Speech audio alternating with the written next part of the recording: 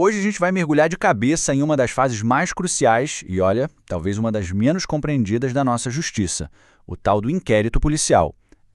É aqui que o jogo começa de verdade. Pois é, essa é a grande questão, né? A gente ouve falar de um crime e logo pensa no tribunal, no juiz. Mas e antes? O que acontece antes de tudo isso? Bom, existe toda uma fase de investigação que fica nas mãos da polícia. E é exatamente sobre ela que a gente vai conversar agora. Ok, primeiro ponto, e talvez o mais importante para a gente entender. Inquérito policial não é um processo na justiça. Não mesmo.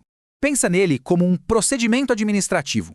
A meta aqui é bem direta. Juntar as peças do quebra-cabeça, sabe? Reunir provas, informações, tudo para que o Ministério Público olhe e decida.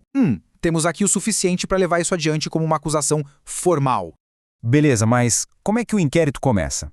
Não é sempre do mesmo jeito, não. Existem vários estalos, digamos assim, que podem dar o pontapé inicial em toda a investigação.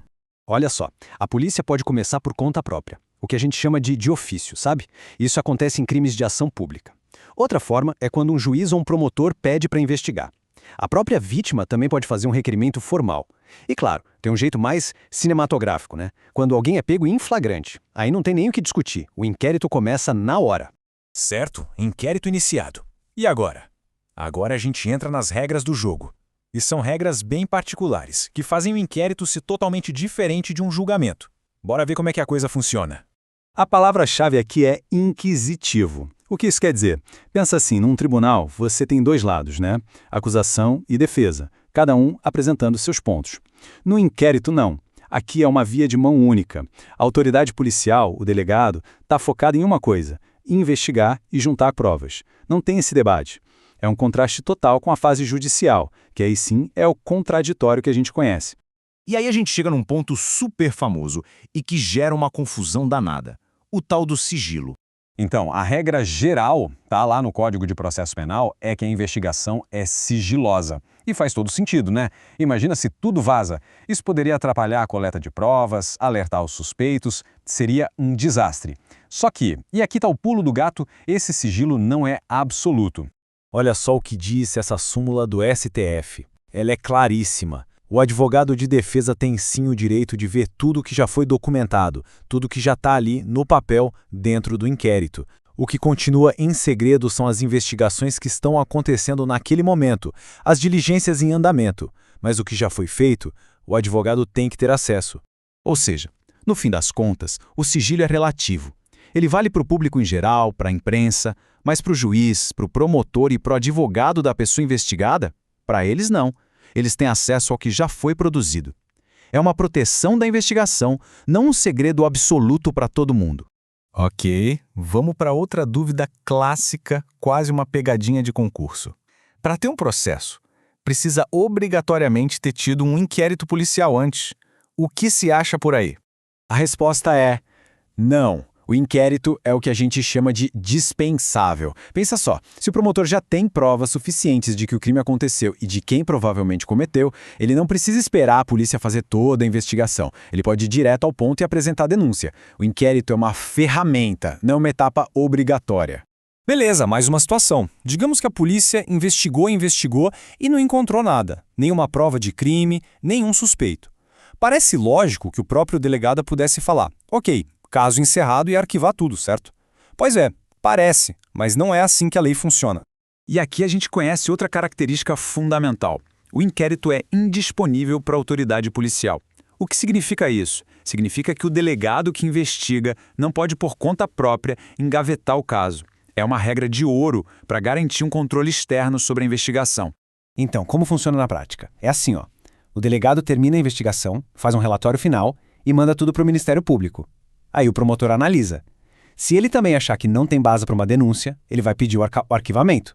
Mas para quem? Para o juiz. É o juiz que bate o martelo e decide se o caso vai ser arquivado ou não.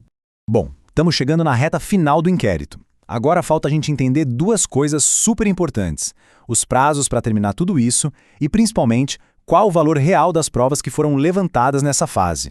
Olha, os prazos não são uma coisa só. Eles mudam bastante. A regra geral é assim: se a pessoa investigada está presa, o prazo é bem apertado, só 10 dias. Se a pessoa está solta, aí o prazo é de 30 dias. Mas atenção, isso pode mudar. Na Justiça Federal, por exemplo, os prazos são um pouco diferentes, e em crimes relacionados a drogas, os prazos são ainda maiores. E claro, eles podem ser estendidos, principalmente se o investigado não estiver preso. Agora, uma pergunta que vale ouro. Pensa em tudo que foi feito, todas as provas que a polícia juntou. Isso tudo, sozinho, pode levar a uma condenação? E a resposta, como regra geral, é um grande e sonoro não. O artigo 155 do Código de Processo Penal deixa isso bem claro. Um juiz não pode condenar alguém usando só o que foi apurado lá no inquérito. E por quê? Lembra que a gente falou que o inquérito não tem o contraditório, o debate entre as partes? É por isso, as provas ali não foram testadas pela defesa durante sua produção. Mas, como quase tudo no direito, tem exceções. E são exceções bem lógicas. Por exemplo, as chamadas provas irrepetíveis. Pensa numa perícia feita na cena do crime logo depois que ele aconteceu. Não dá para refazer aquilo meses depois no tribunal, né? Então essa prova tem um peso enorme. O mesmo vale para medidas urgentes, as provas cautelares, e também para as provas antecipadas, que são aquelas já produzidas na frente de um juiz. Ok, a gente viu um monte de detalhe técnico. Sigilo, prazos, características. Mas no fim do dia, por que tudo isso importa? Por que o inquérito policial é uma peça tão central no quebra-cabeça da nossa justiça? Basicamente, ele tem uma função dupla, que é vital. De um lado, ele dá para o Ministério Público o material necessário, a base, para construir uma acusação sólida, é a chamada opini delicti. Mas do outro lado, e isso é tão importante quanto, ele serve como um filtro para proteger qualquer pessoa de ser arrastada para um processo criminal sem que exista um mínimo de evidência, para evitar acusações sem pé nem cabeça.